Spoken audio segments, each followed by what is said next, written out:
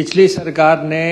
अपने आखिरी साल में जाते हुए लिख के दे दिया कि जल जीवन मिशन हिमाचल प्रदेश में कंप्लीट हो गया। उसका नुकसान क्या हुआ कि उस समय तक हमें जो पैसा आया था उसके बाद जो पैसा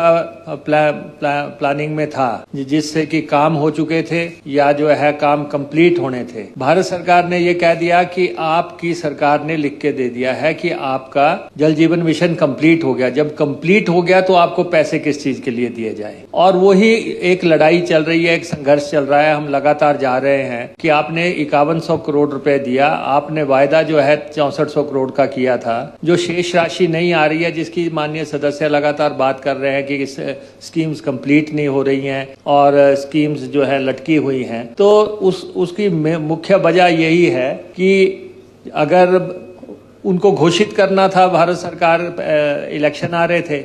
उनको घोषित करना था कि कोई राज्य जो है पूरी तरह जो है जल जीवन मिशन में पूर्ण उसका काम हो चुका है, इसलिए घोषित कर दिया गया, कागजों में घोषित हो गया। और अध्यक्ष सभापति महोदय, ये मुझे कहते हुए कि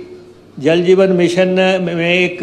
मौका मिला था कि पूरे हिमाचल का संतुलित विकास होता। 8-10 कॉन्स्टिट्यूएंसियों को जो है सारा पैसा बांट दिया गया, 8-10 कॉन्स्टिट्यूएंसियों को पैसा गया और बाकी सारी कॉन्स्टिट्यूएंसियां जो है सिर्फ नलकों तक रह गई हैं कि हम कहते हैं कि 9 लाख नलके लगा दिए गए, नलके लगा दिए, लेकिन जो स्कीमें थी वो सिर्फ 10-12 कॉन्स्टिट्यूएंसियों तक गई। और जल जीवन मिशन का फायदा जो पूरे हिमाचल को मिलना चाहिए था, जो पैसा जिस तरीके से प्लानिंग केंद्र की हुई, अब तो भारत सरकार उसकी जांच कर रही है, बड़ी भरी FIRs कर दी गई है, कई जगह लोग जेलों में भी भेज दिए गए हैं, लेकिन